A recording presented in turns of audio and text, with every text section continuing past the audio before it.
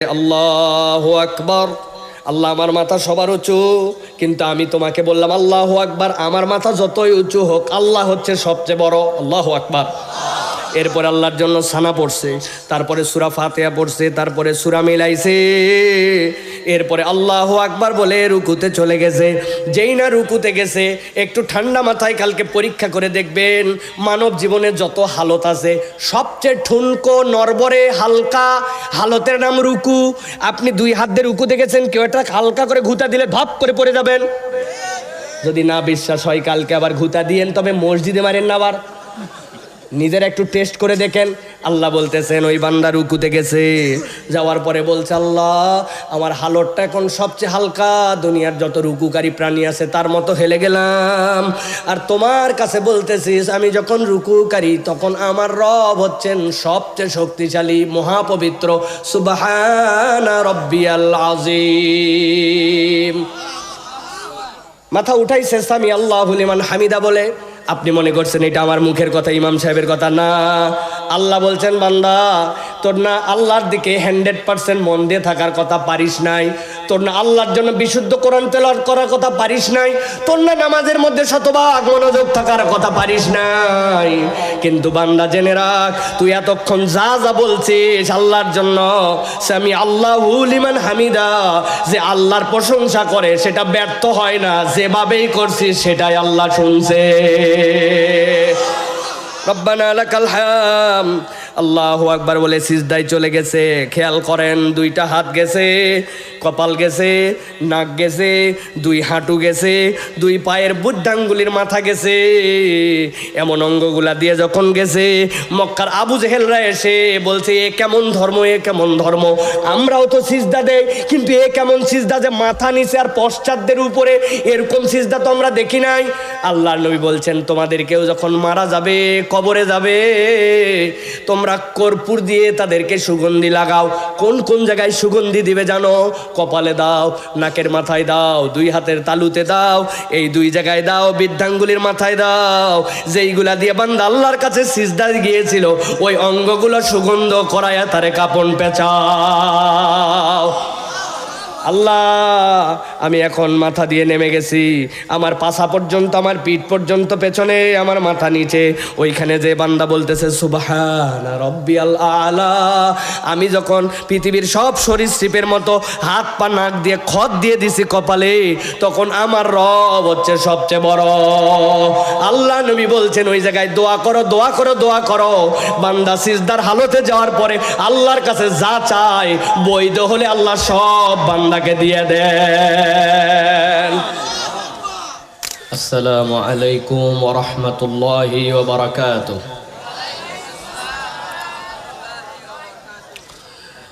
ইন্নাল হামদালিল্লাহ আলহামদুলিল্লাহি নাহমাদুহু ওয়া নাস্তাঈনুহু ওয়া নাস্তাগফিরুহু ওয়া নু'মিনু বিহি ওয়া নাতাওয়াক্কালু আলাইহি ওয়া নাউযু বিল্লাহি মিন শুরুরি আনফুসিনা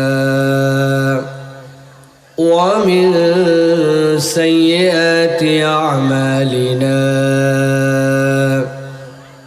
من يهد الله فلا مضل له ومن يضلل فلا هادي له وأشهد أن لا إله إلا الله وحده لا شريك له وأشهد أن سيدنا وحبيبنا وطبيب قلوبنا محمد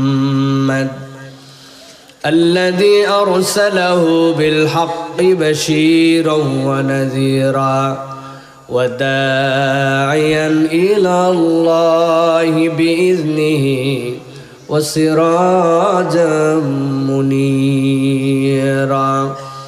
فقد قال الله سبحانه وتعالى في كلامه المجيد وفي فرقان الحميد. أعوذ بالله الشيطان الرجيم بسم الله الرحمن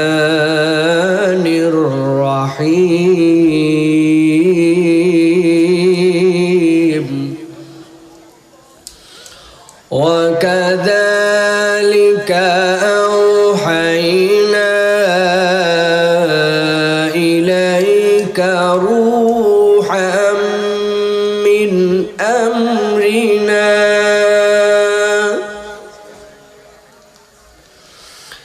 ما كنت تدري ما الكتاب ولا الإيمان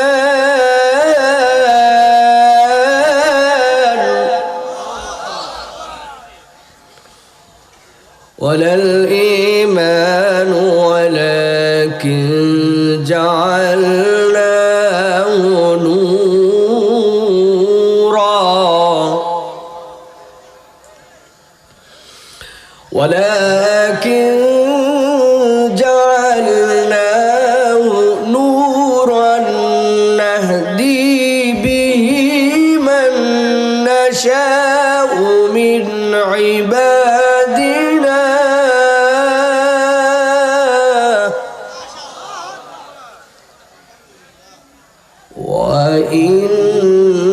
وإنك لتهدي إلى صراط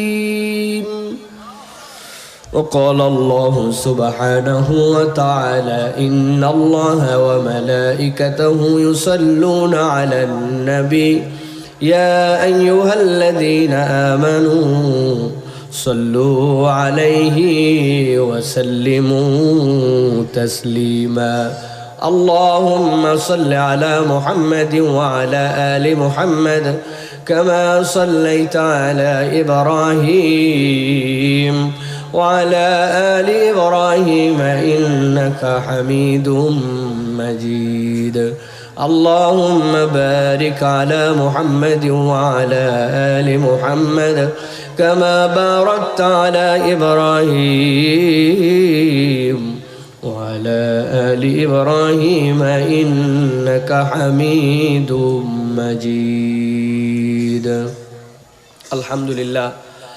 আল্লাহ রাব্বুল আলামিনের শুকর গুজার হচ্ছি যে আল্লাহ রাব্বুল আলামিন আজকে আমাদেরকে মোড়াগাছা হাজীবাড়ির প্রাঙ্গণে বাংলাদেশের অন্যতম ঐতিহ্যবাহী জেলা কুষ্টিয়ার খোকসার আজকের এই মোড়াগাছা জামে মসজিদ এবং হাজী আফসার উদ্দিন হাফিজিয়া মাদ্রাসার যৌথ উদ্যোগে আজকের এই মাহফিলের শেষ অধিবেশনে আমাদেরকে আসার বসার তৌফিক যোগ্যতা সুস্থতা মন মানসিকতা পরিবেশ পরিস্থিতি দান করলেন সে আল্লাহর কাছে আমরা কালিমাতুশ শুকর আদায় করি সকলে পড়ি আলহামদুলিল্লাহ দরুদ এবং সালাম বর্ষিত হোক মানবতার মহান মুক্তির দূত আকায়ে নামদার তাজেদারে মদিনা আপনার আমার প্রিয় রাসূল জনাবে মুহাম্মদুর রাসূলুল্লাহ সাল্লাল্লাহু আলাইহি ওয়াসাল্লামের প্রতি সম্মানিত হাজিরিন আজকের এই মোবারক মাজলিসের সুযোগ্য সম্মানিত সভাপতি জনাব হাজী আবু তাহের সাহেব মাহফিল পরিচালনা করছেন মোড়াগাছা জামে মসজিদের সুযোগ্য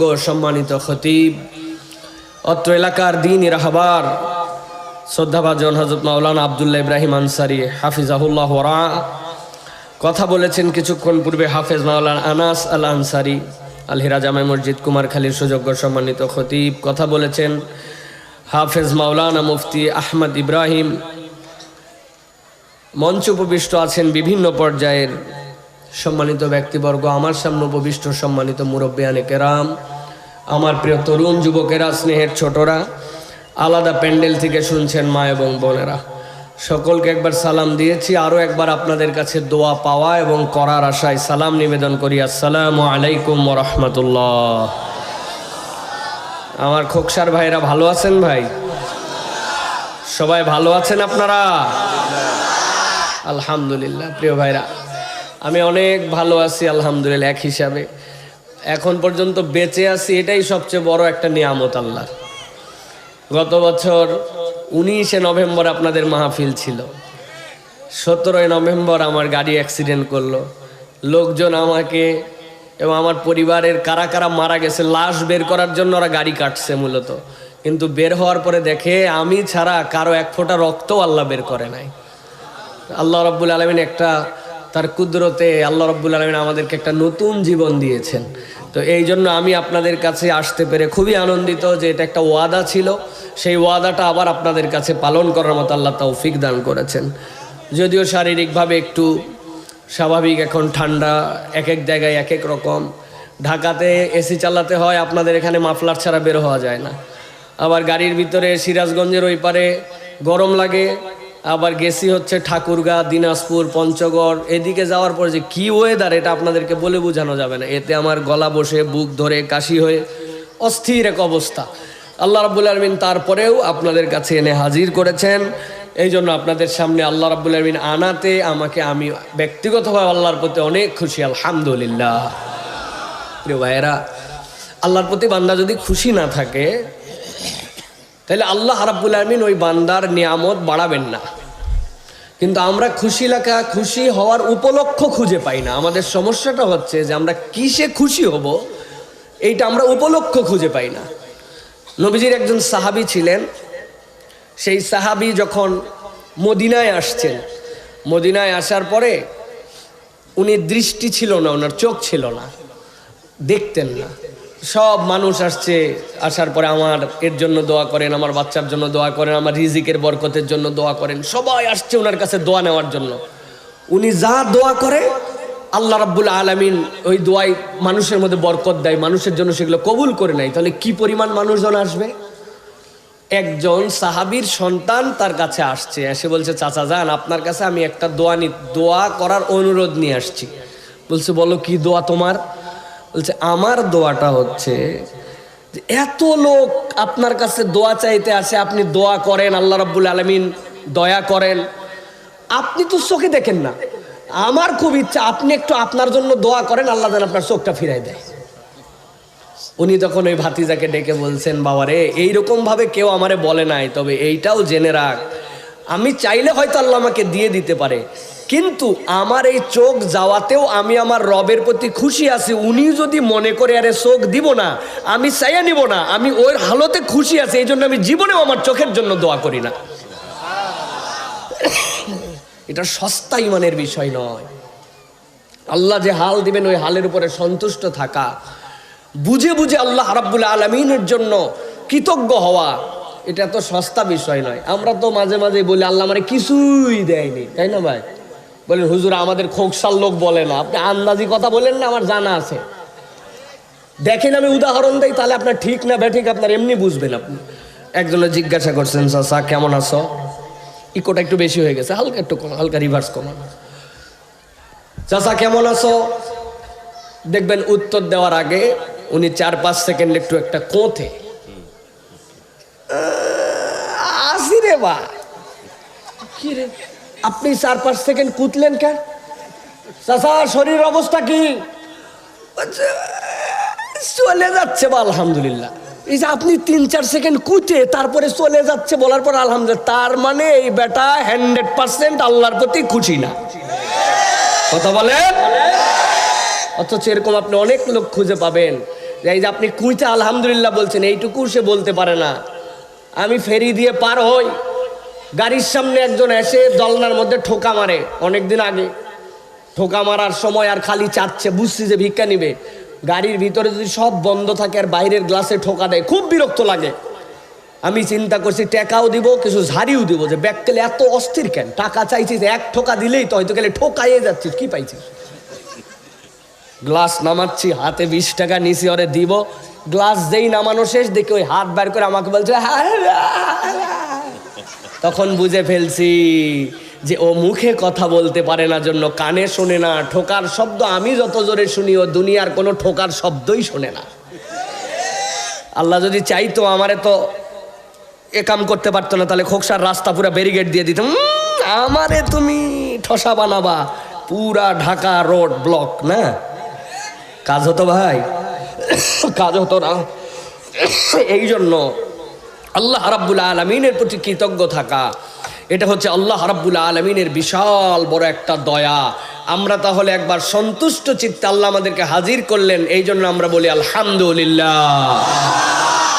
দরুদ এবং সালাম বর্ষিত হোক মানবতার মহান মুক্তির দূত আকায়ে নামদার তাজেদারে মদিনা, আপনার আমার প্রিয় রাসূল জনাবে মুহাম্মদুর রাসূলুল্লাহ সাল্লাল্লাহু আলাইহি ওয়াসাল্লামের প্রতি। সম্মানিত হাজিরিন, আমরা এই যে কোরআন শোনার জন্য আসছি, তাই না ভাই? ঠান্ডা মাথায় আমার কথাগুলো আগে একটু বুঝবেন। হ্যাঁ, আপনাদের এই খোকসার ইউনিয়ন পরিষদ আছে না ভাই? একজন চেয়ারম্যান আছে না, নাকি পলাতক আছে? আছে, তাহলে ভালো লোক। চেয়ারম্যান সাহেব আছে, চেয়ারম্যান সাহেব আপনারা দাওয়াত দিছে, ভালো করে কথা বুঝেন কিন্তু, যে বাবা তুমি অমুক দিন দুপুরবেলা আমার বাড়িতে খাবা এক ওয়াক্ত। আপনি গেছেন, সুন্দর জামা কাপড় পরে যাওয়ার পরে আপনাকে চেয়ারম্যান সাহেবের বাড়িতে যায়, দেখেন কোনো চেয়ারম্যান সাহেবের চেয়ার নাই, টুল নাই, বেঞ্চি নাই, কিছু নাই। বলছে ওই যে সামনে সারের কাগজ পাড়া আছে, সিমেন্টের বস্তা, একটার মধ্যে বসো। কিরকম পেস্টিজের মধ্যে লাগবে যে বাবা চেয়ারম্যান সাহেব তুমি দাওয়াত দিয়ে নিয়ে আসে আমারে, তুমি চেয়ার নাই, টেবিল নাই, কিচ্ছু নাই, তুমি সিমেন্টের বস্তা পাইরে বলছো যে খলার মধ্যে বসো, আগনার মধ্যে বসো। পেস্টিজের কারণে যদি বসেও যায়, ওই দিনে নিয়ত করে আসবে আগামীতে তুই কেমনে চেয়ারম্যান হোস। আর আমার 3 প্রজন্ম যদি তোর বাড়ির দিকে আর মুখে থুতু ফেলে, কথা ঠিক কিনা? এমনি এমনি বলি না এই কথা ভাই, না বুঝে কোরআনুল কারীম শোনার জন্য সুন্দর একটা জামা পরে ওই রকম সারের বস্তার উপরে এসে চুপচাপ বসে পড়ছেন। এটা দিলের মধ্যে কোরআনের সাথে সম্পর্ক না থাকলে সব জায়গায় বসা যায় না, আসাও যায় না। নতুন জামা ময়লা হবে না, হবে না, আল্লাহ না করুক কুত্তাই হাঁটছে কিনা তাও জানি না, কিন্তু কোরআনের মহাব্বতে ডাকছে, বসে পড়ছি, কথা ঠিক কিনা? আবার কতকগুলো এরকম আছে বাড়ির থেকে আসার সময় বলে আসছে আম্মা মাহফিলে যাচ্ছি, আল্লাহর দয়া এখন পর্যন্ত ওয়াজের দিকে ও ফিরে নাই। ও ভুঁয়ের মধ্যে নামে আলের মধ্যে মারতেছে না, বিশাল মারা মারতেছে আর মোবাইল ঠেলতেছে, আবার মাঝে মাঝে দেখা যাচ্ছে নিচ দিয়ে পানিও পড়তেছে। আছে ভাই, আপনাদের কাছে আছে? নিচ দিয়ে পানি পড়ে, উপর দিয়ে ধোঁয়া ওঠে, দেখছেন আপনারা? আমি আপনাদেরকে কয়েকশো টাকা পুরস্কার দিতে চাই, যে যে বলবেন সবাইকে 100 টাকা করে দিব, সবাইকে 100 টাকা করে দিব। একটা খালি বলবেন যে হুজুর আমি দেখছি, দেখছি বললেই 100 টাকা পাবেন। আপনার এলাকার একটা কুত্তা হঠাৎ করে দেখছেন বালুর ঢিপির মধ্যে কাত হয়ে শুয়ে আছে, একদিন দেখেন শুয়ে শুয়ে মুতে দিছে, দেখছেন কোনো দিন? জীবনেও না। এরকম করে বাঘের মতো হয়ে বসে আছে, বসে থাকেই মুতে দিছে, দেখছেন কোনো দিন? আরে অসুস্থ কুত্তা হলেও পেশাব চাপলেও দাঁড়ায়, পিছনের ঠ্যাং ভাঙ্গা হলেও উঁচু করে, তারপরে মতে। তাহলে যেই কুত্তা দাঁড়ায় মতে, আপনি মানুষ হয়ে সৃষ্টির শ্রেষ্ঠ জীব হয়ে আপনিও দাঁড়ায় মতেন, আছে কিনা? আমার কথা ভাই আল্লাহর রাস্তে আপনাদেরকে বলে দেন, বেশি কথা বলতে পারবো না। যারা ওয়াজ শোনার জন্য বাড়িতে বের হয়েছেন, হয় মাহফিলে আসবেন নয় বাড়িতে চলে যাবেন। ওয়াজ শোনা আপনার জন্য ফরজ নয়, ওয়াজিব নয়, কিন্তু আপনি যদি বাড়ির থেকে বলে আসেন ওয়াজে যাচ্ছি আর ওয়াজে আসতেছেন না, আপনি মুনাফিকি করছেন। আল্লাহর কাছে আপনার নামে আমরা বিচার দিব। রাত বাজতে বাজতে 10:30 হয়ে গেছে, আপনি এখনো যদি কোরআনের ময়দানে না আসেন, কবে আসবেন? বছরে একদিন আয়োজন হয়, আপনি আসবেন না কেন? ঠিক কিনা? আপনি কি মনে করছেন এখানে যারা আছে এদের অ্যান্ড্রয়েড ফোন নাই, এদের বাড়িতে কোনো কাজ নাই, এরা কিচ্ছু বোঝে না? আপনি সব বুঝে ফেলছেন, একবারে দুনিয়া সব ফাঁকায় ফেলছেন আপনি। 18-20 বছরের বাচ্চা ওরা জিজ্ঞাসা করছেন গোসলের ফরজ কয়টা?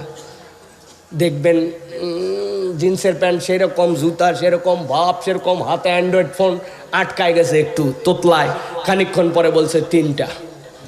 গোসলের ফরজ কয়টা? কয় 3টা। কয় বল তো ঠিকঠাক মতো গোসলের ফরজে 3টা, ওই 3টা কি? এখন চিন্তা করছে 3টা যে বলছে, এখন বাকিগুলা কি? পিক আপ, এখনকার ছেলে পেলে পিক আপ দেখেন না, বা ওই পিক আপের ঠালায় বলছে জানা আছে, জানা কি জানা আছে বল? বলতেছে লুঙ্গি, বদনা, গামছা। আপনি হয়তো হাসলেন, এটা হয়তো বলে না, কিন্তু জানে না যে এরকম লোক আছে না ভাই? গোসলের ফরজ জানে না, নামাজের ভিতরের বাহিরের মাসলা মাসাইল কিচ্ছু জানে না, দিনের ব্যাপারে বক্কর। আল্লাহ রাব্বুল আলামিন বলছেন, নবী জানান, শুধু শুধু দাবি করলে হবে না, ইমানের দাবির সাথে আল্লাহ রাব্বুল আলামিনের দেওয়া প্রমাণ আপনার সমন্বয় হতে হবে। আল্লাহ বলছেন, নবী বলে দেন, ইন্নামাল মুমিনুনাল্লাযীনা ইযা যুকিরাল্লাহু ওয়াজিলাত কুলুবুহুম ওয়া ইযা তুলিয়াত আলাইহিম আয়াতুহু যাদাতুহুম ঈমানা ওয়া আলা রাব্বিহিম ইয়াতাওয়াক্কালুন। আল্লাহ বলছেন, নবী আপনি জানায় রাখেন, ইন্নামাল মুমিনুন, ও নিজে নিজে কেবল ইমানের দাবিদার হলে হবে না, ইমানের দাবি থাকলে তার মধ্যে দুইটা জিনিস থাকবে। আল্লাহ বলছেন, ইযা যুকিরাল্লাহু ওয়াজিলাত কুলুবুহুম, আল্লাহর যখন জিকির তার সামনে হবে, আপনি এটার নাম দিয়েছেন তাফসীর মাহফিল, হাদিসে কোথাও তাফসীর মাহফিল নাই। আপনি দিয়েছেন ইসলামী মহাসম্মেলন, হাদিসে কোথাও নাই ইসালে সব মাহফিল, হাদিসে কোথাও নাই জলসা, কোথাও নাই। হাদিসে আল্লাহ নবী বলেছেন এইটার নাম হচ্ছে মাজালিসুজ জিকির, এইটা হচ্ছে আল্লাহর স্মরণের মাজলিস। আল্লাহ বলতেছেন, যদি তুমি দেখো যে কোন জায়গায় জিকিরের মাজলিস হয়েছে, আল্লাহ বলছেন তার ভিতরে যদি ঈমান থাকে, ওয়াজিলাত কুলুবুহুম, তার অন্তরটা থই থই করতে শুরু করবে। আপনি যদি 1 লিটারের একটা হাঁড়ির মধ্যে আধা লিটার দুধ আপনি তুলে দিয়ে নিচে জাল ধরায় দিয়েছেন, বুঝে থাকলে উত্তর দিবেন, আর পাশের চুলাতেই আধা লিটার 1 লিটারের পাত্রের মধ্যে পানি তুলে জাল ধরায় দিয়েছেন, দুধের নিচেও জাল, পানির নিচেও জাল। আপনাকে যদি বলা হয় খেয়াল রাখা লাগবে কোনটায়, আপনি কোনটার জন্য খেয়াল রাখবেন? বলে হুজুর দুধের নিচেও আছে সমস্যা কি, পানির নিচেও আছে সমস্যা কি? পানির নিচে যদি আপনি দেন, ওইটা আস্তে আস্তে জ্বলতে জ্বলতে হয়তো পানি শুকায় হাঁড়ি পুড়ে যেতে পারে, কিন্তু দুধ আপনার ওরকম ভাবে পুড়বে না।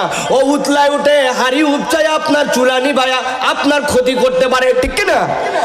আল্লাহ বলছেন, ওয়াজিলাত কুলুবুহুম, তার অন্তরটা থই থই করে উঠবে, এটা ইমানের 1 নম্বর পরিচয়। আর 2 নম্বর, আল্লাহ বলছেন, ওয়াইযা তুলিয়াত আলাইহিম আয়াতুহু, আর যখন তার কাছে কোরআনের আয়াত তেলাওয়াত করা হবে, যাদাতহুম ঈমানা, তার ঈমানটার স্বাভাবিক থাকবে না, ঈমানটার মধ্যে আন্দোলিত হয়ে যাবে, ঈমানটা তখন তার বৃদ্ধি পেয়ে যাবে। আল্লাহ বলছেন, কত দূর বৃদ্ধি পাবে জানো নাকি? ওয়া আলা রাব্বিহিম ইয়াতাওয়াক্কালুন, নবী বলে দেন, ওই বান্দার ইমানের হালত এমন হয়ে যাবে, আল্লাহ ছাড়া বান্দার কারো উপরে ভরসা করবে না। সুবহানাল্লাহ। তাহলে ভক্কর চক্কর পরিচয় দিলে হবে না? আমার ইমান ঠিক আছে। কি ইমান ঠিক আছে? আপনার ইমানের পরিচয় হচ্ছে আল্লাহর জিকির হলে আপনার ভিতর আনন্দ হয়। ওই আনন্দ মানে কি? আল্লাহর কোরআন তেলাওয়াত হলে আপনার ইমান বৃদ্ধি পায়, মানে কি? আপনি আল্লাহর দিকে ডেডিকেটেড হন, আপনি কোরআনের দিকে মাইল হন, আগের বদকার আমল ছেড়ে দিয়ে আপনি সৎকার কাজ শুরু করেন। আগের বেনামাজি নামাজি হয়, আগের মিথ্যুক এখন সত্যবাদী হয়, আগের বাপমার কথা শুনতেন এখন কথা শোনা ছেলে হয়, আগের বেয়াদবটা এখন আদব বলা হয়। এটা হচ্ছে ইমান বৃদ্ধি। আপনার মুখের কথা ইমান বৃদ্ধি হবে না, ঠিক কিনা? আপনার কোনো পরিবর্তন নাই, আগেও যায় এখনো তাই। আপনি বলতেছেন হ্যাঁ আমার চেঞ্জ হয়ে গেছে, কোনো চেঞ্জ হয় নাই। চেঞ্জ হলে আসারুল ঈমান আপনার সাথে যুক্ত হওয়া লাগবে, ঠিক কিনা?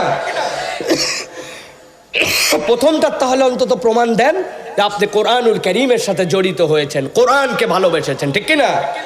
আপনি আমার ভুল বুঝেন না ভাই আমার কথায়। আপনি হয়তো মনে করবেন সাইফুল্লাহ ভাই বোধহয় ঠিক আছে। প্রিয় ভাইয়েরা, ভাইবেন না যে আমি বোধহয় লোকজন বাড়ানোর জন্য ধরার জন্য মনে কথা বলতেছি, এরকম কিন্তু বিষয় না। প্রিয় ভাইয়েরা, আমার সাথে যে কয়জন থাকুক আলহামদুলিল্লাহ, ইট ডাজেন্ট ম্যাটার। আমি যা বলবো নিয়ত করে আসছি ওটা পুরাটা বলে তারপরে যাবো ইনশাআল্লাহ। লোকের সাথে কিচ্ছু ফ্যাক্ট করেন না, শুধু আমার শরীরটা দোয়া করেন আল্লাহর উপরে। আমি যে ঘেমে যাচ্ছি আমি, কারণ শরীরের ভিতরে সব এত ঔষধের রিয়াকশান হচ্ছে, পুরা ধুয়ে গেছি আমি। আপনারা একটু দোয়া করেন যে আল্লাহ রাব্বুল আলামিন এমন কথা যেন আমরা শুনে যেতে পারি যেটার কারণে এই মাহফিলটা যেন সফল একটা মাহফিল হয়, আমাদের জীবন যেন আল্লাহ পরিবর্তন করে দেন। বলেন আল্লাহুম্মা আমিন। আপনারা আছেন তো ভাইরা?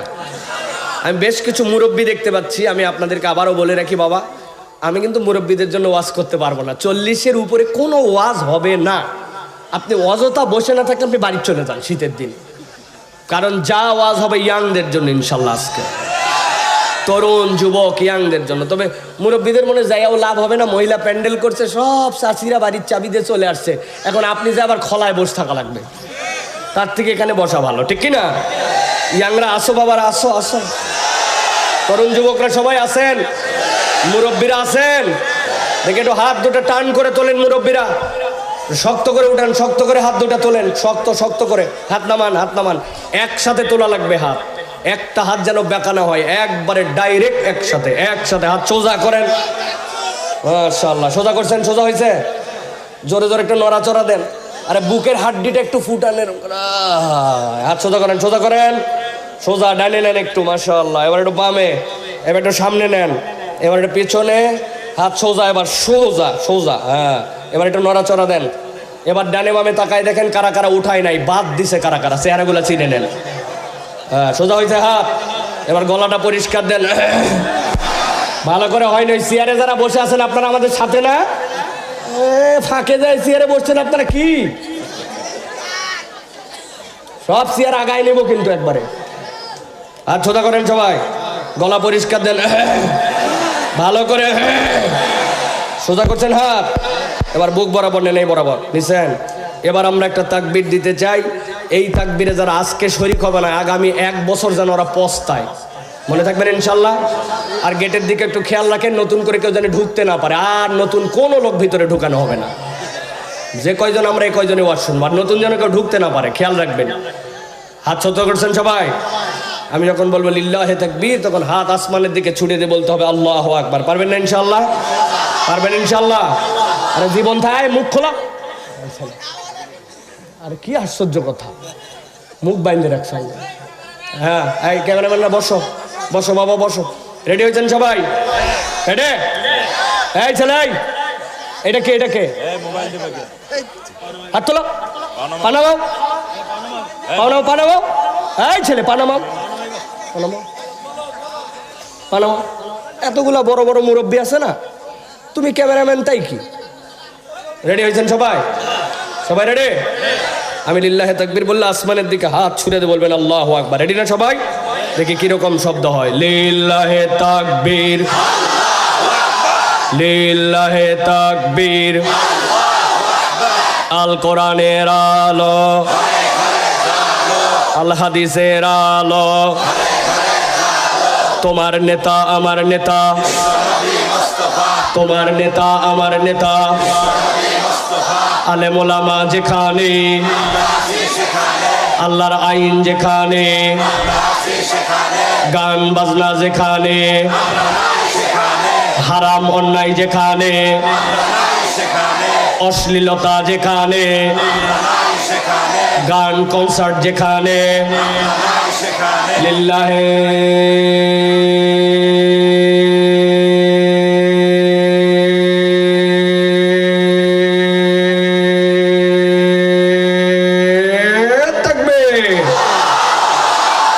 মাশাআল্লাহ। হাত নামান, শয়তান আছে আর যে কয়টাকে একটু উস্কাইছিল যে অনেকক্ষণ হয়েছে সব বাড়ির যাই, আর এগুলা শয়তান বকশায়তা করতে পারবে না, ঠিক কিনা? এই জন্য প্রিয় ভাইয়েরা, আমরা কোরআন হাদিসের আলোকে আমরা কোরআন থেকে কিছু কথা শুনে তারপরে বাড়িতে যাব ইনশাআল্লাহ। প্রিয় ভাইয়েরা, বিতাড়িত শয়তান থেকে আশ্রয় প্রার্থনা করে আমরা এখন আর দেরি না করে, যেহেতু রাত অনেক হয়ে গেছে, আমি আলোচনা যখন দাওয়াত নিছি তখন বলেই নিছি বাবার আমার 9:30টায় দেওয়া লাগবে, 9:30টার থেকে আমি 11টা পর্যন্ত কথা বলি, এরপরে আর কথা বলা কষ্ট, কিন্তু আমাদের কিছু যৌক্তিক কারণে আমাদের ভাইরা দেরি করছেন, সমস্যা নাই। আমরা ইনশাল্লাহ এখন সরাসরি কোরআনের মধ্যে ঢুকবো, কোরআন থেকে কথা শুনে বাড়িতে চলে যাব ইনশাআল্লাহ। প্রিয় ভাইরা, আল্লাহ রাব্বুল আলামিনের শেখানো পদ্ধতিতে বিতাড়িত শয়তান থেকে আশ্রয় প্রার্থনা করে আমরা একটা মুখও বন্ধ রাখবো না, সকলে আমাদের যতটুকু সাধ্য আছে সে অনুযায়ী আমরা সকলে আল্লাহর শেখানো পদ্ধতিতে কালামের মধ্যে প্রবেশ করি। সকলে আমার সাথে পড়েন, আউযু বিল্লাহি শাইতানির রাজীম, বিসমিল্লাহির রাহমানির রাহিম, ওয়াতলু আলাইহিম নাবা আল্লাযী আতাইনাহু আয়াতিনা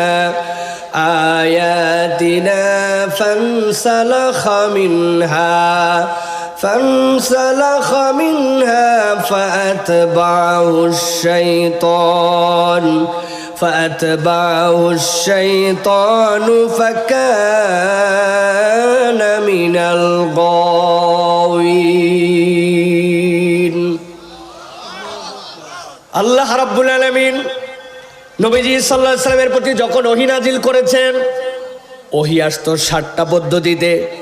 এই ওহীগুলার মধ্যে সবচেয়ে কঠিন ওহী ছিল মাসালু সালসালাতিল জারাস। আল্লাহর নবীর কাছে একটা ঘন্টা ধ্বনির মতো শব্দ করে ওহী আসতো। আল্লাহর নবীর কপাল মোবারক তখন ঘেমে যেত।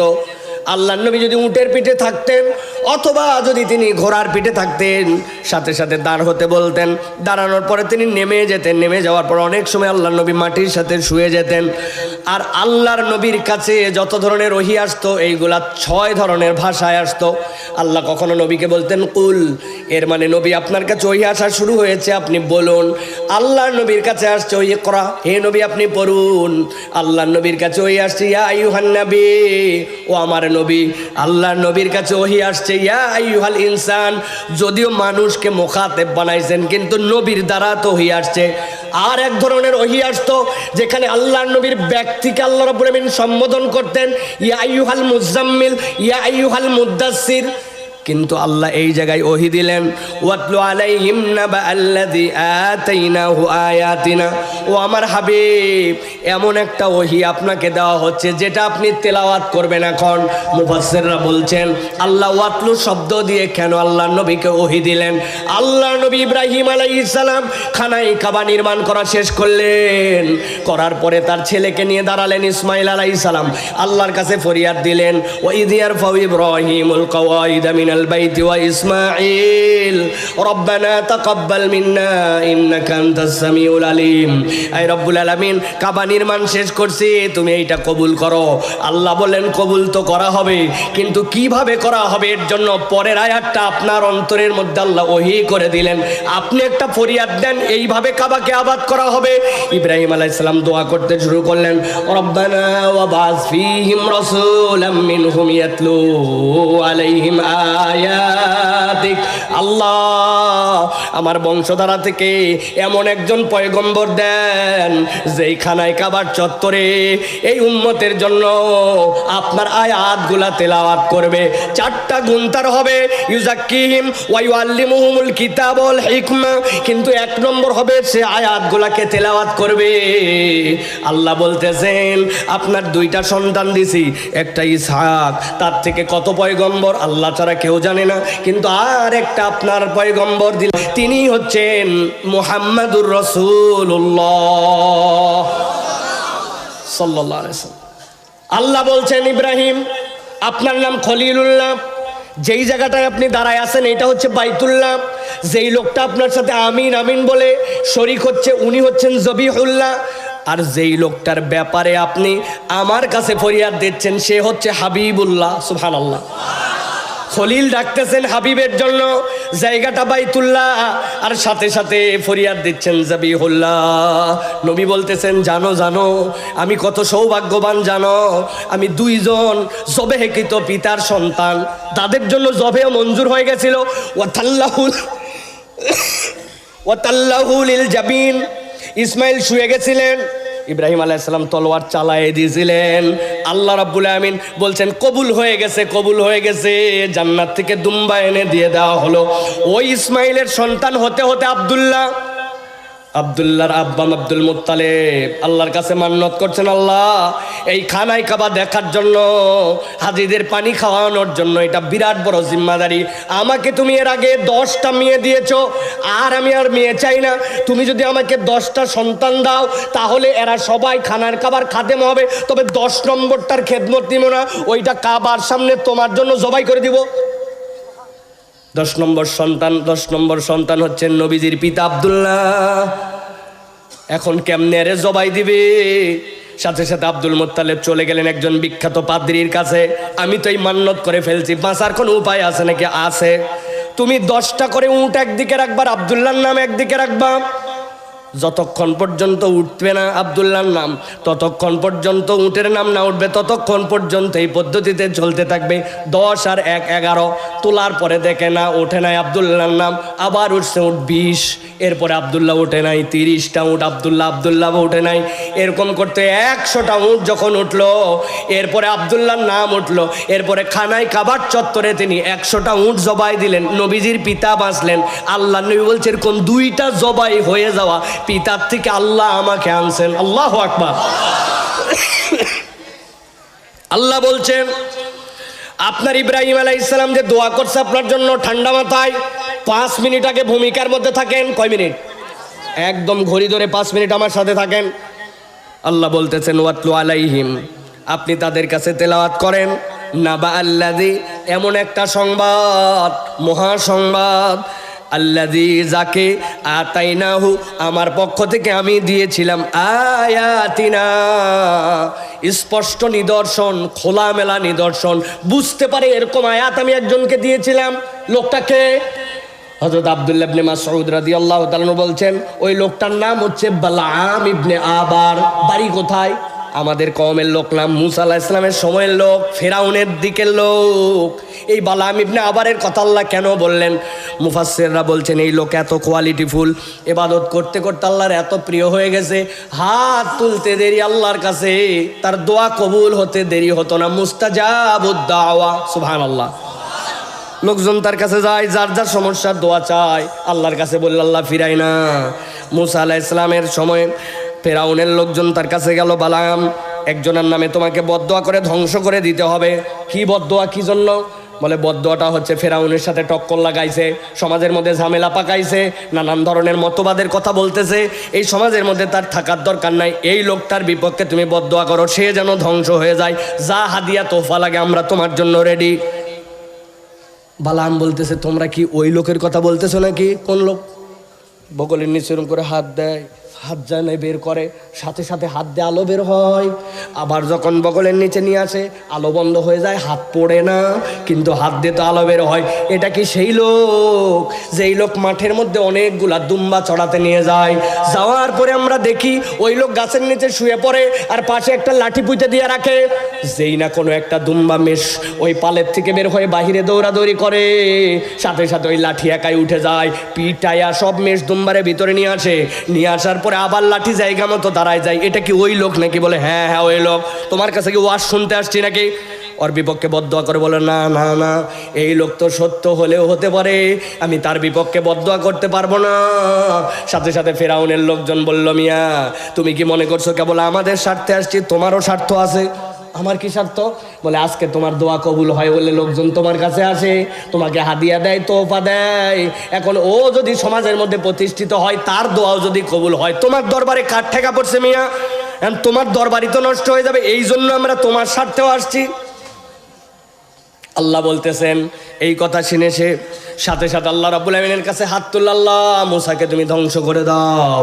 আল্লাহ বললেন, যেই না এই কথা বলল, আল্লাহ বলছেন ফানসালাখা মিনহা, আয়াত আল্লাহ চিন্ত সত্যতার সামনে পরিষ্কার, তারপরে আল্লাহর আয়াত থেকে সে মুখ ফিরায় নিল।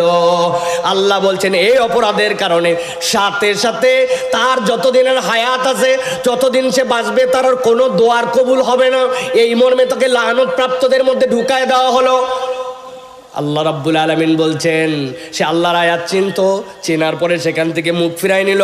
এখন আমাদের খোকসার পরিবেশের অনুযায়ী একটুখানি আমরা আয়াতের সাথে একটু রিলেট করে একটু জিজ্ঞাসা করতে চাই, আমাদের সমাজে এরকম লোক আছে নাকি ভাই, যেই লোক আল্লাহর বিধান জানে, আল্লাহর হুকুম জানে, আল্লাহর আয়াত তার কাছে পরিষ্কার, তারপরেও জেনে বুঝে সেখান থেকে মুখ ফিরায়?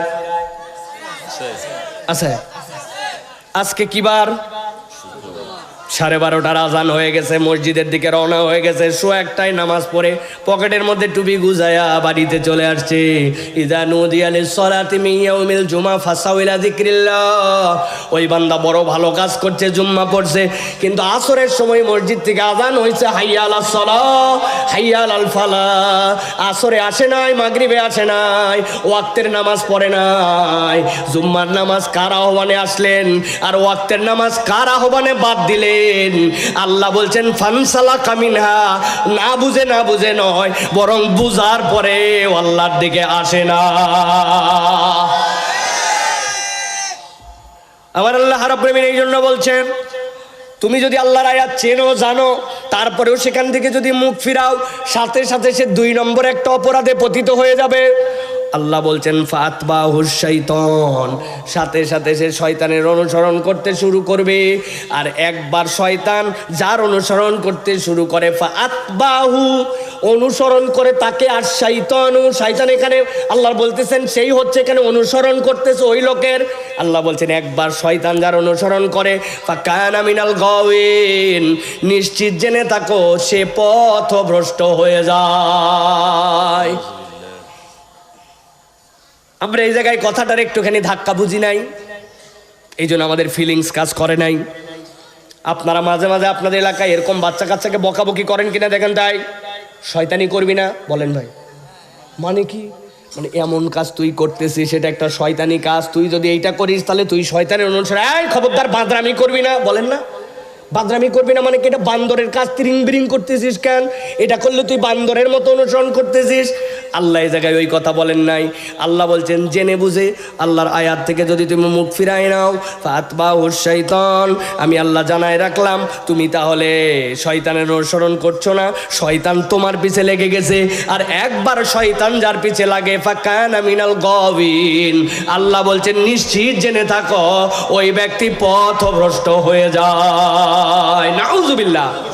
তাহলে এই জায়গায় অপরাধ হচ্ছে 2টা, কয়টা মনে রাখেন ভালো করে, অপরাধ কয়টা, জায়গা মতো কিন্তু আবার জিজ্ঞাসা করব, চলেন সামনে বেরোই। আল্লাহ বলতেছেন ওয়ালাউ শি'না লারাফা'নাহু বিহা, যদি আমি আল্লাহ চাইতাম আর সে যদি আল্লাহর আয়াত মেনে নিত, দিনের উপরে চলে আসতো, লারাফা'নাহু বিহা, মনে করছে আমার মর্যাদা বাড়বে না, মনে করছে আল্লাহর সাথে চললে, আল্লাহর সাথে ব্যবসা করলে আমার বোধহয় লস। আল্লাহ বলছেন ওয়ালাউ শি'না লারাফা'নাহু বিহা, যদি আমি আল্লাহ চাইতাম তার মর্যাদা আসমানে উঠাই দিতে পারতাম, কিন্তু সে আগে করছে 2টা অপরাধ, আর আল্লাহর কথা না শুনে সামনে আরো 2টা অপরাধ করলো। তাহলে একসাথে এবার বলেন, আগের 2 অপরাধ, পরের 2 অপরাধ, টোটাল অপরাধ কয়টা? সবাই বলে নাই কয়টা? হাতগুলো নামান, ডান হাত রেডি করেন চট করে, আমি যেই জিজ্ঞাসা করব টোটাল অপরাধ কয়টা, হাত তুলে একসাথে দেখান, টোটাল অপরাধ কয়টা? সব হাত ওঠে নাই, আরেকবার সুযোগ দিলাম, হাত নামান। টোটাল অপরাধ কয়টা? আলহামদুলিল্লাহ। অনেকেই চিন্তা করবেন হুজুর এত হাত তোলাচ্ছে কেন, কারণ আছে। এদিককার ওয়াজ তো আমি আজকের থেকে করতেছি না, এদিককার ওয়াজ করি 2005 সাল থেকে, ইসলামী বিশ্ববিদ্যালয়ে পড়ার সময় থেকে গেলে আমি ওয়াজ করি, বেকায়দায় পড়লে আমারে নিয়ে আসতো তখন থেকে। তাহলে বুঝেন 20 বছর হয়ে গেছে প্রায়। আপনি কালকে যাবেন, যাওয়ার পরে দেখবেন চায়ের দোকানে গল্প হচ্ছে, মোরা গাছার মাহফিল, এবার একটা বক্তা ফাটাফাটি। একজন জিজ্ঞাসা করছে, বাবা আমি কুষ্টিয়ার থাকার কারণে আসতে পারি নাই, তো বক্তা কি ফাটালো? বলছে তা বলতে পারবো না, কিন্তু ফাটাফাটি ওয়াজ। বক্তা কি বলছে গতবার আপনার মনে নাই, কি বলে গেল কিচ্ছু আপনার ধারণার মধ্যে নাই, খালি আপনি আছেন ফাটাফাটি ওয়াজে। কথা ঠিক কিনা? এই সকল ফাটাফাটি বাদ, এই ওয়াজ বাড়িতে যেতে হবে এবং এই ওয়াজ নিজে আমাদেরকে করতে হবে। আবার রেডি আছেন ইনশাল্লাহ? তাহলে টোটাল অপরাধ কয়টা? আল্লাহ বলছেন ওয়ালাউ শি'না লারাফা'নাহু বিহা ওয়ালাকিন্নাহু আখলাদা ইলাল আরদ, সে 3 নম্বর অপরাধে নিমজ্জিত হলো। আখলাদা ইলাল আরদ, আরবিতে খুলদুন মানে এমন প্রাণী যে মাঝে মাঝে মাথা উঁচু করে, মাঝে মাঝে কাত হয়, এদিক ফিরায়, কিন্তু মুখ ছেড়ে দিলেই তার মুখটা সবসময় মাটির দিকে, 4 পা পুরোপুরি বডি, আর মুখ সবসময় নিচের দিকে থাকে। ঘাস খেলে মাটির দিকে ফিরে, খড় খেলে ঘাড়ির দিকে ফিরে, যদি পানি খায় মাটির দিকে ফিরে, পাতা খায় মাটির দিকে ফিরে। বলেন তো এই প্রাণীর নাম? গরু চিনেন তো নাকি? ছাগল, ভেড়া, বকরি। আল্লাহ বলছেন ওয়ালাকিন্নাহু আখলাদা ইলাল আরদ, এই মানুষটা 3 নম্বর অপরাধ করলো, সে নিরেট দুনিয়াদার হয়ে গেল, নিরেট জমিনমুখী হয়ে গেল। ওর কাছে হালাল হারামের কোনো বাজ বিচার নাই, আল্লাহর হুকুম থোড়াই তো আর করে, ওর দুনিয়া চাওয়ার জন্য যা লাগবে ও তাই করতে পারে। এইরকম মানুষ রূপী কতকগুলো আছে যারা বাজ বিচার করে না, আল্লাহর হুকুম মানে না, নিরেট দুনিয়াদারিতে লিপ্ত হয়েছে। এরকম লোক আমাদের এলাকায় আছে নাকি ভাই? আমি তো সবাইকে চিনি না, কিন্তু দুইটা লোককে চিনি। খোকসার নাম বলে দিব? বলি ভাই, ঝামেলা হবে না তো? ঈদের সময় আপনি গেছেন নট দোকানে, যাওয়ার পরে আপনাকে দেখেই বলতেছে সকাল 11টার সময় গেছেন, বাবা তুমি হচ্ছে আমার বোনির কাস্টমার। এর আগে 10 জনের কাছে বেচা বিক্রি শেষ, কিন্তু কেবলমাত্র একটুখানি কাস্টমার ধরার জন্য বলছে বোনির কাস্টমার। এরপরে মুরব্বিক বলছে আপনার মতো চেনা লোক বলে কিনা দামে দিলাম। আছে না? কেনা দামে বলে 500 টাকা কাল্লা কাটে ফেলছে এক্সট্রা। ওর দোকানের মাল হালাল, ব্যবসা হালাল, সব হালাল, কিন্তু কেবলমাত্র ব্যবসায়িক স্বার্থের কারণে মিথ্যা কথা বলে। এরকম ব্যবসায়িক হোক সাথে মিরপুরে, কুষ্টিয়ায় না।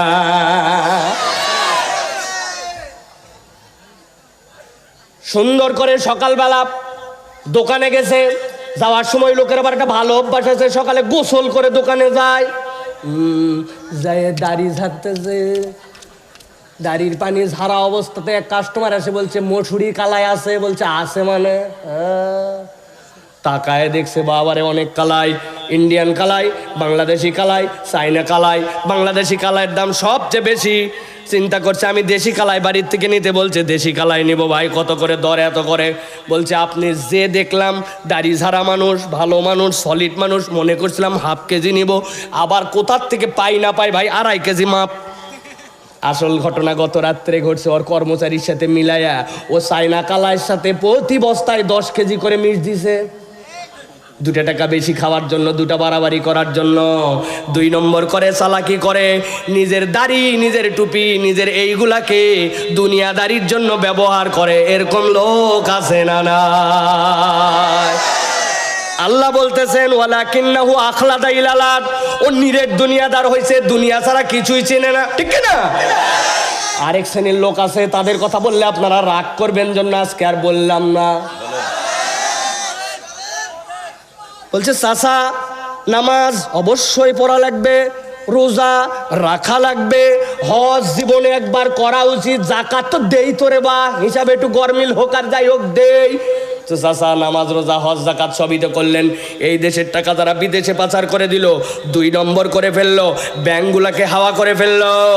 যে এই রাস্তা 10 বছর চলার কথা 2 বছর যায় না, খোয়াবালি সব খাইয়ে ফেললো। যেই জায়গায় মোটা মোটা রড দেওয়া লাগবে, ওই রডের বদলে ওই জায়গাতে জি না ভাই, আপনার এলাকায় বাঁশ দিল, আমাদের এলাকায় বাঁশ দেয় না। আমাদের এলাকায় কাবারি কঞ্চি দিছে, কঞ্চি একবার ফার করে 4টা দিছে। হ্যাঁ চাচা, তাহলে এই যে চোর ডাকাত, এই যে নারীদের সাথে নির্যাতন করা হয়, এইগুলার বিচার তো আল্লাহ কোরআনে দিছে। প্যানাল কোড তো কোরআনে আছে, শরিয়া ল তো কোরআনে আছে। তাহলে আগামীর বাংলাদেশে চোর ডাকাতের বিচার ইউনিয়ন পরিষদ থেকে সংসদ আল্লাহর আইন দিয়ে, শরিয়া দিয়ে, খেলাফত দিয়ে চলুক। আপনি কি বলেন চাচা? বলছি এই লোক তো মনে করছিলাম দলীয় বক্তা নাকি, ও দেখি দলীয় কথা বলে। আচ্ছা কিনা? ওয়ালাকিন্নাহু আখলাদা ইলাল আরদ, আল্লাহ বলছে নিরেট দুনিয়াদার হয়েছে, নিরেট দুনিয়াদার হয়েছে। আল্লাহর কথা বললেই বেকা হয়ে অন্যদিকে যায়। আমার আল্লাহ বলছেন কিন্তু তোমার তো প্যাটার্ন, তোমার তো গেটআপ অন্য থাকার কথা। কেন? এই পৃথিবীতে আল্লাহ তার সৃষ্টিকে 3টা হাইসিয়াতের উপরে দিয়েছেন। ভালো করে কথাটা মাথায় রাখেন। কেউ যদি জিজ্ঞাসা করে মানুষের মর্যাদা কেন বেশি, উত্তর দিতে পারবেন। আল্লাহ রাব্বুল আলামিন বলতেছেন আমার একটা সৃষ্টি হচ্ছে মুকিব্বান আলা ওয়াজহি, যে তার ঠোঁটের ভরে, মুখের ভরে চলে, বুকের ভরে চলে। টিকটিকি, কেঁচো, ওই যে দেখছেন কুমির যেইগুলা চলে, এগুলা বুকের ভরে চলে না। সাপ আমি দেখি বুকের ভরে চলে, কিন্তু কোরআন বলে সে সিজদার হালতে চলে। সুবহানাল্লাহ, ওর হালতটা সিজদার, দায়েমান সিজদা দিচ্ছে, স্যাপ চলতেছে। আর একটা সৃষ্টি যেইটা আল্লাহ বলতেছেন 4টা পা বিশিষ্ট, ওর মুখটা সবসময় নিচের দিকে। তুমি যদিও দেখো মুখ নিচের দিকে থাকা, ও হচ্ছে বাহিমাতুল আনাম, কিন্তু আল্লাহ বলতেছেন ওর হালতটা হচ্ছে রুকু। দুনিয়ার সব সময় সে রুকুর হালতে থাকে। সুবহানাল্লাহ। আল্লাহ বলছেন বান্দা তুই তো বুঝবি না, এমন কতগুলা লোক আছে যে সূর্যের পূজা করে, আছে না? সূর্য যখন পূজা করে আল্লাহ বলতেছেন সূর্য তখন তার দিকে আলো দেয়, তার ছায়া তখন পিছন দিকে যায়। বলে ব্যাককল, তুই সূর্যর পূজা করিস কিন্তু তোর শরীর তখন আল্লাহর কাছে সিজদায় পড়ে থাকে, তুই না চাইলে আল্লাহ তোরে সিজদায় ফেলায়। আল্লাহ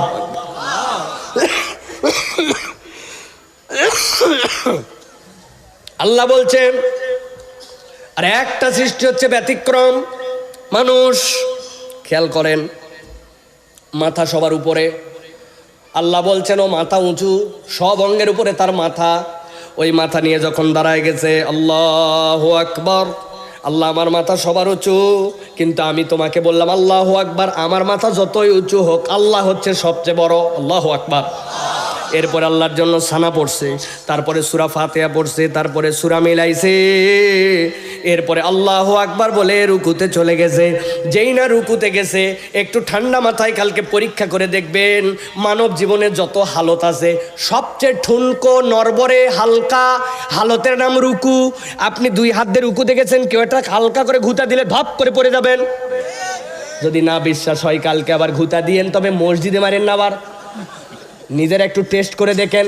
আল্লাহ বলতেছেন ওই বান্দা রুকুতে গেছে, যাওয়ার পরে বলছে আল্লাহ আমার হালতটা এখন সবচেয়ে হালকা, দুনিয়ার যত রুকুকারী প্রাণী আছে তার মতো হেলে গেলাম। আর তোমার কাছে বলতেছিস আমি যখন রুকুকারী তখন আমার রব হচ্ছেন সবচেয়ে শক্তিশালী, মহাপবিত্র। সুবহানা রব্বিয়াল আযীম।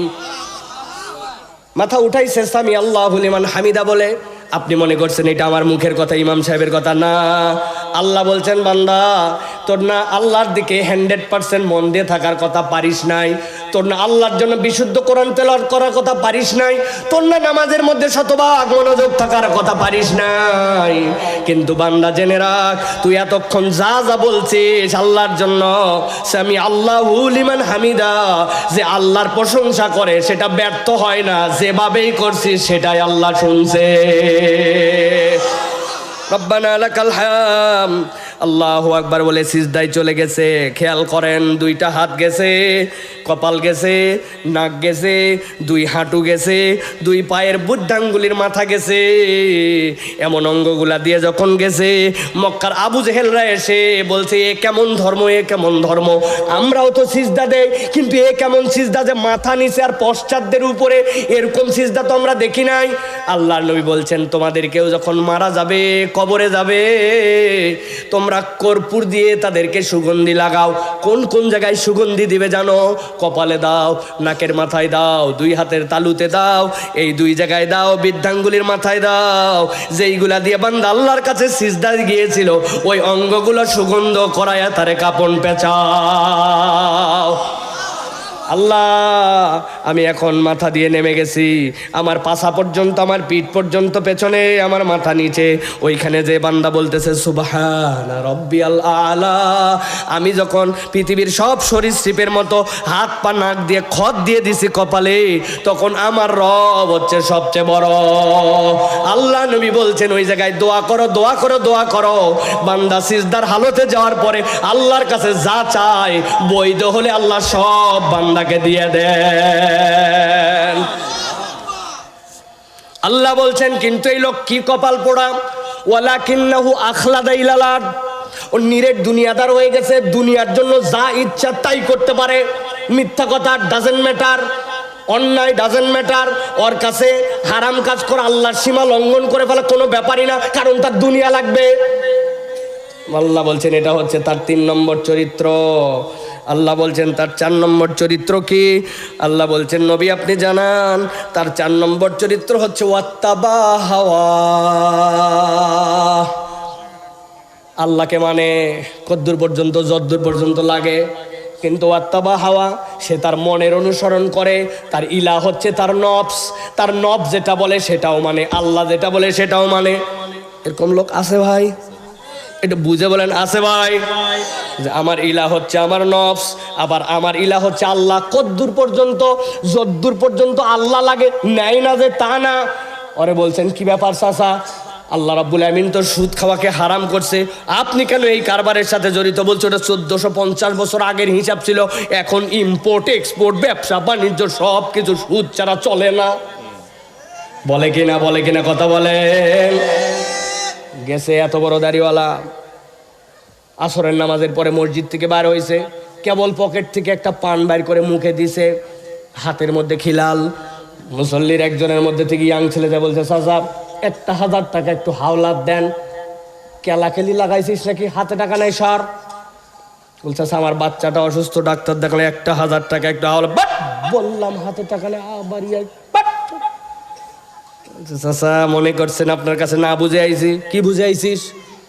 আজকে শুক্রবার, 1000 টাকা দেন, আল্লাহ যদি বাঁচায় রাখে আগামী সোমবার 1250 টাকা ক্যাশ রিটার্ন। বলছে ব্যাককল কোথাকার, মানুষের হাতের টাকা থাকে নাকি? বাড়ির চল। বাড়িতে নিয়ে চলে গেছে, যাওয়ার পরে 1000 টাকা দিয়ে বলছে লাগলে আরো বল, তোর চাষিও বসে নাই, তবে যা করবি তাড়াতাড়ি কর, ছোট দিনের বেলা মাগরিবের আজান দিচ্ছে, আমি কিন্তু তাকবীরে উলার সাথে যায় জামাত ধরবো। আসরের নামাজ পড়ে এসে দাদনে টাকা লাগায়া সুদের কারবার করে আবার মাগরিবের নামাজ জামাতে ধরতে চায়। এরকম মুনাফিক মার্কা কতগুলা মুসলমান আছে না? না, আল্লাহ বলছেন ওয়াত্তাবা হাওয়া, আল্লাহকে ইলা মানে সাথে সাথে আবার তার মন পছন্দ জিন্দেগি চালায়। আল্লাহ বলছেন এই বান্দারে অপরাধটা বড় সাংঘাতিক। প্রত্যেকটা সমাজে, প্রত্যেকটা এলাকায় আপনি এরকম মন পছন্দ ইসলাম পালনকারী লোক খুঁজে পাবেন, ঠিক না? কি ব্যাপার চাচা, আপনার তো 60-এর উপরে বয়স, মুখে দাড়ি নাই যে আপনার, কি ব্যাপার? বিয়ে করবেন নাকি? আবার করছে বাবা, মুখে দাড়ি রাখতে চাই, কিন্তু তোমার চাচি আবার এটা লাইক করে না। চাচি লাইক করে না জন্য চাচার দাড়ি রাখতে পারে না। এখনো বয়স হয় নাই, ছেলের বিয়ে দেই নাই, মেয়ের বিয়ে দেই নাই, এরকম ভক্কর চক্কর কথা বলে। আসলে আল্লাহকে মানে ওই পর্যন্ত যত দূর লাগে, আর এটা তার মন চায় না জন্য এইটা অমান্য করে। এরকম লোক এলাকায় আছে না? না, যুবক দাড়ি নাই কেন তোমার মুখে? কি ব্যাপার? নবী তো জীবনে দাড়ি কাটে নাই। নবী রাখতে বলছেন ফরজ, কাটতে মানা করছেন হারাম। নবী করিম সাল্লাম বড় করতে বলছেন ওয়াজিব। আল্লাহ নবীর প্রাত্যহিক আমল তুমি করো না কেন? বলে আমার বিয়ের কথা চলতেছে তো হুজুর, যে মেয়ের সাথে কথা হচ্ছে ওই মেয়ে আবার বলছে যে দাড়িওয়ালা ছেলে বিয়ে করবে না, খালি বিয়ে হোক তারপরে। আমি আপনারে মাসালা জানাই দিয়ে গেলাম, কোন মহিলা যদি কোনো দাড়িওয়ালা ছেলেকে বিয়ে না করার শর্ত দেয়, ইসলামী শরীয়ত অনুযায়ী ওই মেয়েকে বিয়ে করা জায়েজ নাই। আল্লাহ রাব্বুল আমিন বলছেন ওয়াত্তাবা হাওয়া, সে তার মন পছন্দ জীবন চালায়। অত দূর পর্যন্ত মানে যত দূর পর্যন্ত তার মন চায়, যে পর্যন্ত মন চায় না মানে না। এরকম মুসলমান আমাদের সমাজে আছে না নাই? মাহফিল শুনতে আসছে মহিলা, সুন্দর করে হাত মোজা, পা মোজা, চোখ বন্ধ, সব বন্ধ। উনার বয়স হচ্ছে 65। উনি যদি হাত মোজা নাও পরে গুনাহ হবে না, পা মোজা না পড়লেও গুনাহ হবে না, তার শাহওয়াত নাই। এখন তার জন্য ইল্লামা জাহারা মিনহার মধ্যে আল্লাহ এগুলা ছাড় দিয়ে দিয়েছেন, কিন্তু উনি সব বাইন্ধে আইছে। আর সাথে সাথে পথ দেখাতে দেখাতে যেটা হাতে ধরে নিয়ে আইছে, ওটার বয়স 18 বছর। ওটা 3 পিস নাম দিছে, কিন্তু 2 পিস গায়ে আরেকটা দড়ি গলা দে ঝোলা। ও চাচি, আপনার অবস্থায় আর এইটার অবস্থায় কেন? বলছে বাবা দোয়া করো, আমি বিয়ের পরে পর্দা ধরছি, আল্লাহ দিলে আমার নাতি বিয়ের পরে পর্দা করবে। যত দোষ খালি ছেলেদের, টাকা লুকা। তুমি এরকম বেয়াদবের মতো ঘোরো, আপনি কেন এরকম করেন? ওয়াত্তাবা হাওয়া, আপনি আপনার ইসলামকে আপনার মতো আনন্দের বুঝ নিয়ে আপনি ইসলাম পালন করেন। মরা বাড়িতে গেলে সুন্দর বোরখা পরে যায়, মাহফিলে গেলে বোরখা পরে যায়, আর বিয়েতে গেলে এমন ড্রেস পরে যায় যেটার কোনো তুলনা না। আছে না? আছে না? আহা, আপনার এলাকায় ডিসপ্লে সেন্টার আছে ভাই?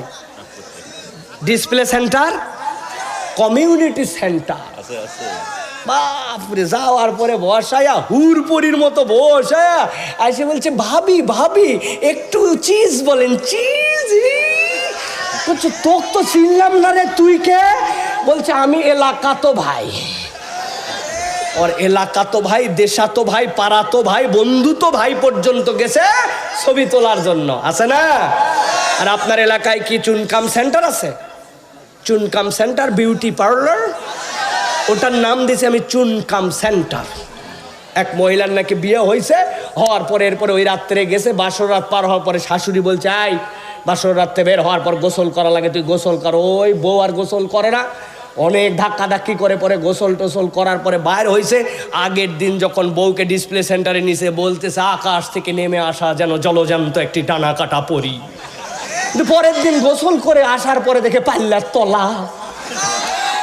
এর নাম চুনকাম সেন্টার। কি সেন্টার? মেয়ে দেখতে গেলে বলে দিবেন যুবকেরা যে বাবা কোনো মেকআপ ছাড়া যদি দেখাতে পারো রাজি, না হলে নাই।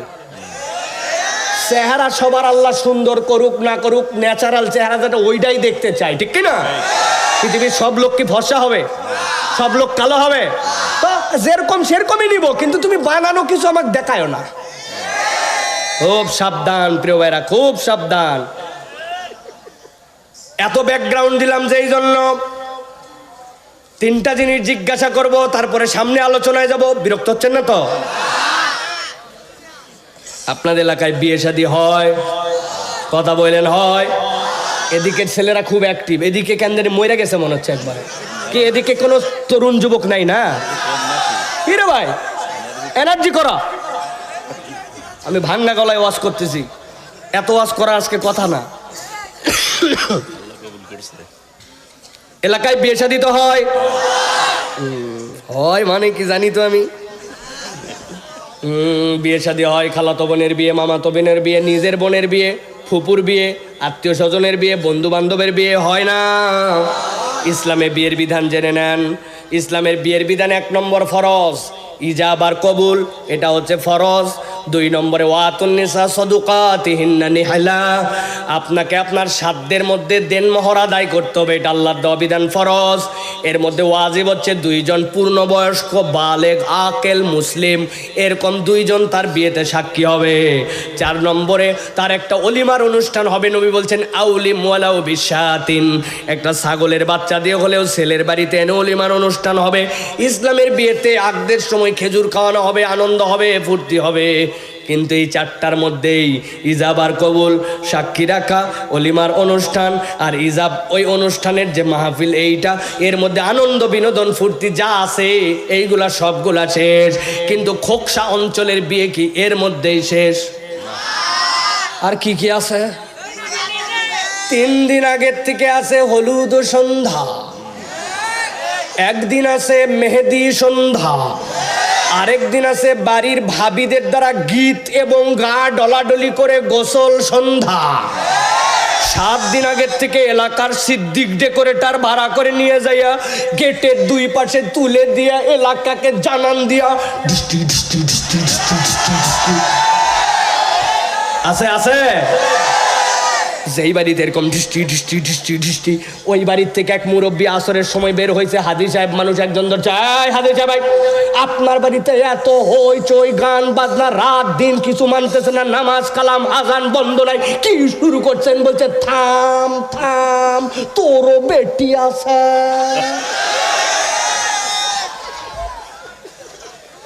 আমি কি করতে চাইছি নাকি? এলাকার লোক 1 নম্বরে জেনে বুঝে আল্লাহর আয়াত থেকে মুখ ফিরায় নাই, 2 নম্বরে শয়তান তার অনুগামী, 3 নম্বরে নিরেট দুনিয়াদার, দুনিয়ার জন্য যা ইচ্ছা তাই করতে পারে।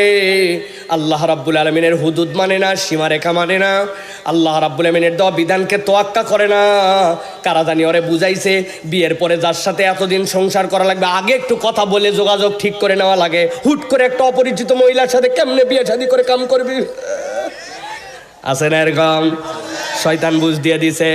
আল্লাহ বলছেন ওয়ালাকিন্নাহু আখলাদা ইলাল আরদ, ওরে তো বুঝ দেয় নাই, ওরে তো মাটি খাওয়াই দিছে, জমিন মুখে করে দিছে, আর দুনিয়া আখিরাত বরবাদ করে দিছে। 4 নম্বরে মন পছন্দ জীবন চালায়, জুম্মা পরে ওয়াক্ত পড়ে না, ফজরের জামাতে আসে তো আসে না, বিড়ি খায়, বিড়িখোর বন্ধুর সাথে ঘোরাফেরা করে, এটাকে কোনো আমলে নেয় না, তার যেমনে মন চাই সেমনে চলে। আবার মুসলমানদের ঈদগাহেও আসে, মুসলিম পরিচয় নিয়েও ঘোরাফেরা করে। আল্লাহ বলছেন এটা 4 নম্বর অপরাধ। আল্লাহ বলছেন নবী এবার আপনি জানায় দেন যাদের এই 4টা অপরাধ আছে আল্লাহর কাছে তাদের একটা উদাহরণ আছে, বলবো?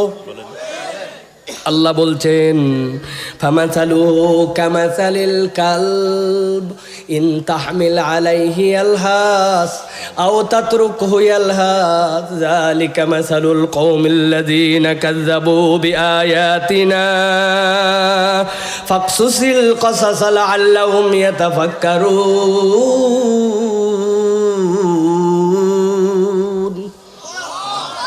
আল্লাহ বলছেন নবী বলে দেন, এই 4 অপরাধ যার আছে আল্লাহর কাছে ওই লোকের উদাহরণটা হচ্ছে কুকুরের মতো। কার মতো? আমি বলবো একসাথে উত্তর দিবেন। আল্লাহর কাছে ওই লোকের উদাহরণ হচ্ছে কুত্তার মতো। কার মতো? একসাথে বলেন। অনেকে মুখ ফাঁকি দিয়েছে, ওই যে পিছনে দাঁড়ায় আছে যারা, কার মতো? কুত্তার মতো। বলেন যারা চেয়ারে বসে আছেন, কার মতো? কুত্তার মতো। কি হুজুর একটা আনছে রে, কুত্তাও বলাইছে জোরে জোরে 4 বার। এমনি এমনি বলাই নাই, কারণ আছে, কারণ আছে। আপনি যা ভাবতেছেন তা নয়। আপনি ভাবতেছেন কুত্তা একটা নাপাক প্রাণী, হারাম প্রাণী, বাজে প্রাণী। এমন প্রাণী কোনো পাত্রে মুখ দিলে 7 বার ধোয়া লাগে, শেষবার মাটি দিয়ে ঘুষে দেওয়া লাগে। কত বড় নাপাক! আল্লাহ বোধহয় নাপাক, বাজে, হারাম এই জন্য কুত্তার কথা বলছেন, তাই তো না? না না না, মানুষের দিক থেকে কুত্তা অনেক সময় 2টা দিকে এক্সেপশনাল। একটা তার বিশ্বস্ততা, কুত্তা বিশ্বস্ত প্রাণী। মানুষের থেকে 1000 গুণ তার নাকের পাওয়ার। দুনিয়ায় যদি ক্ষমতা থাকতো, বিজ্ঞানীরা সবার আগে একটা মেশিন বানাতো, যেই মেশিনের পাওয়ারটা ইকুইভ্যালেন্ট কুকুর। কুকুর যা শ্রবণ, যা শুনতে পারে ওই পরিমাণ যদি বের করে ফেলতে পারতো, দুনিয়া অস্থির হয়ে যেত। পারে না জন্যই র্যাব এত পাওয়ার, এত ক্রস ফায়ার দিল মানুষে। কিন্তু কুত্তা নিয়ে ঘোরা লাগে, বোমা আছে কিনা আছে। জাপানে গেছি, এয়ারপোর্ট থেকে বের হচ্ছি, টোকিওতে চেক টেক সব শেষ, সুন্দর করে বিদায় দিয়ে আমি মনে করলাম এখন চলে যাব। হঠাৎ করে একদল সিকিউরিটি এসে বলছে, আরিগাতো গোজাইমাস্ত। কি হলো ভাই? বলছে ওই যে গোল চিহ্ন আছে ওর ভিতরে ব্যাগ নিয়ে একটু দাঁড়ান। দাঁড়ালাম, দাঁড়ানোর সাথে সাথে দেখি করতে 2টা কুত্তা নিয়ে আসলো, নিয়ে এসে দাগের বাইরে ঘুরায় নিল। আমি না সবার ঘুরায় বলল যে চলে যান এখন। কি কারণ? জাপানে কেউ যদি ঢোকে তাহলে তার রান্না করা গোস্ত, রান্না করা মাছ কঠিন নিষিদ্ধ। সরিষার তেল, সিড এইগুলো আপনি নিয়ে যেতে পারবেন না। এখন যিনি স্ক্যান করতেছে মেশিন ভুল হতে পারে, যার সাথে স্ক্যানারের সাথে সম্পর্ক আছে তার কোনো খাই খাতির থাকতে পারে, আপনারে কৌশলে পার করতে পারে। কিন্তু ওই যে গোলের মধ্যে দাঁড়ায় কুত্তা পাশ দিয়ে ঘুরাইছে, এমন বিশ্বস্ত কুত্তা তার এই সুগন্ধির সাথে 2 নম্বর করবে না।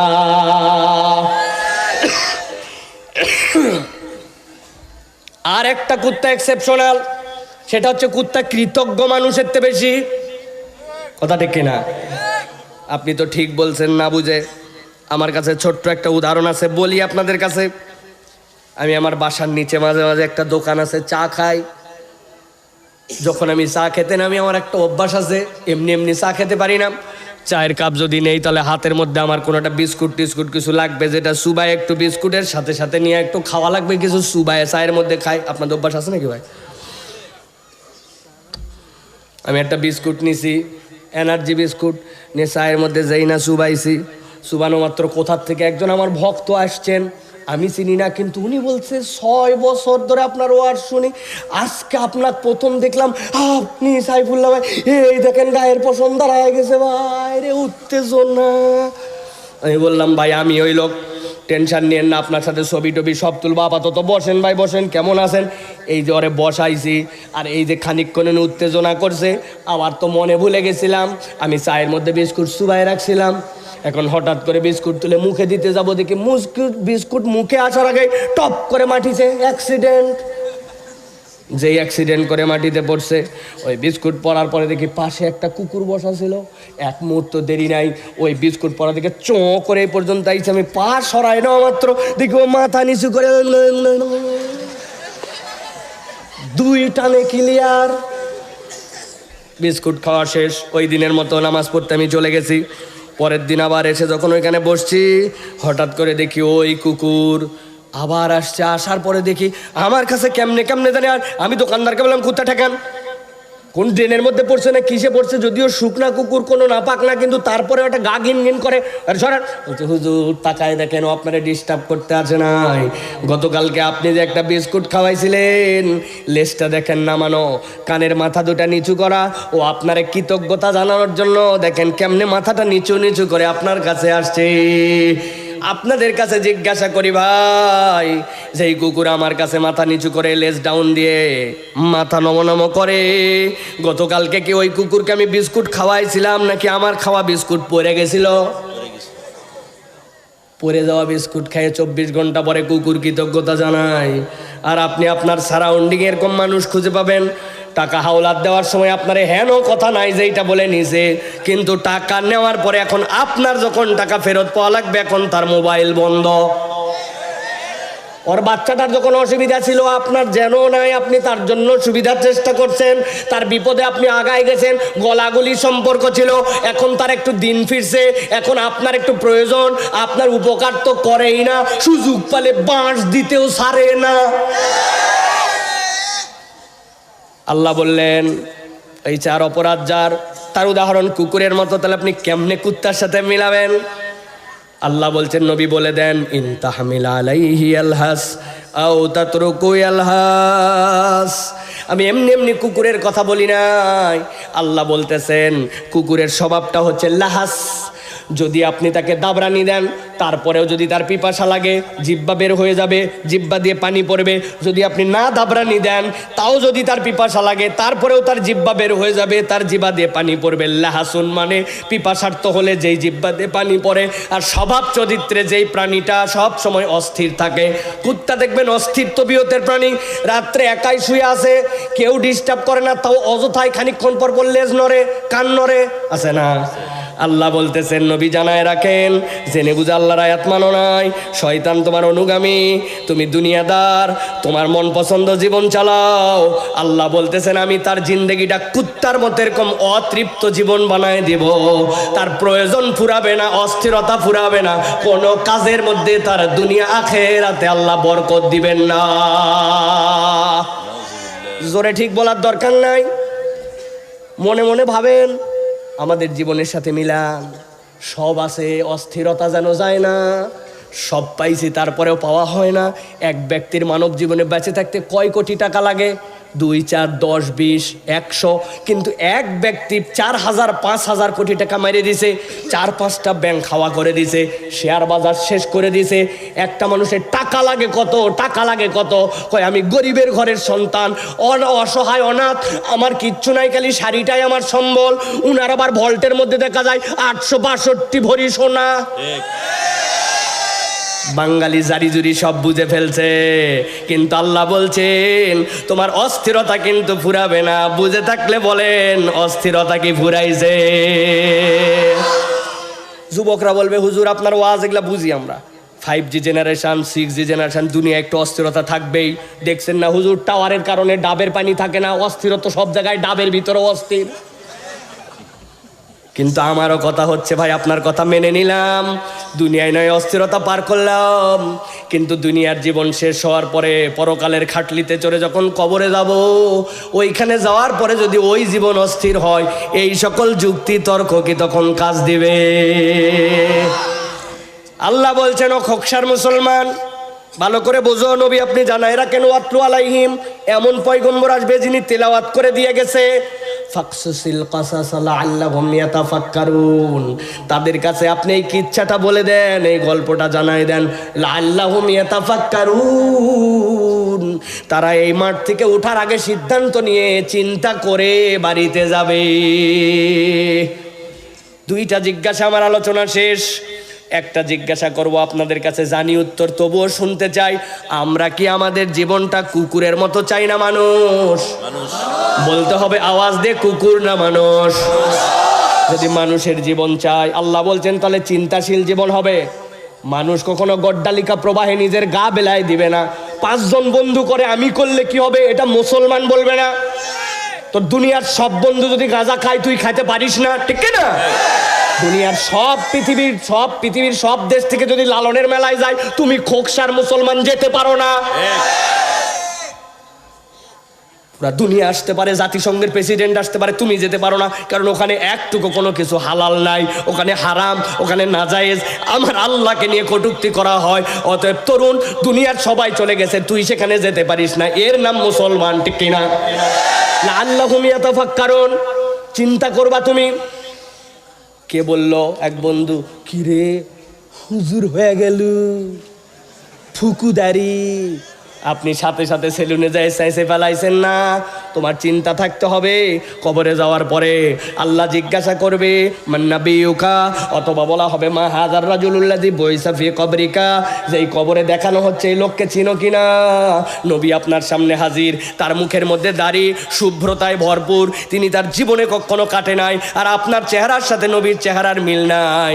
লাআল্লাহুম ইয়াতাফাক্কারুন, মাঠের থেকে ওঠার আগে চিন্তা করে তুমি বাড়িতে যাবে। আগের আশা আর যাওয়ার পরে পার্থক্য না হলে কুকুরের জীবন। ভালো করে বুঝে নেন। শেষ জিজ্ঞাসা করব আপনাদের কাছে। আল্লাহ রাব্বুল আলামিন বলতেছেন সাআ মাসালাল কওমুল্লাযীনা কাযযাবু বিআয়াতিনা ওয়া আনফুসাহুম কানু ইয়াযলিমুন।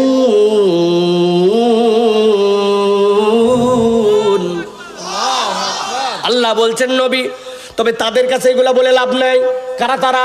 সামাসালাল কওমুল্লাযীনা কাযযাবু বিআয়াতিনা, যারা আমার আয়াত অস্বীকার করে, তাদের কাছে এগুলা বলা না বলা সমান? আওয়াজ দিয়ে উত্তর দেন, আমরা কি আল্লাহর আয়াত অস্বীকার করি না স্বীকার করে? কথা বলতে হবে, আল্লাহর আয়াতকে অস্বীকার করি না স্বীকার করে? কথা যেন ঠিক থাকে। ওটা মাথায় ধরলেও স্বীকার করি, না ধরলেও স্বীকার করি। আমার বোঝার দরকার নাই, আল্লাহ বলছে আমি মেনে নিছি, ঠিক কিনা?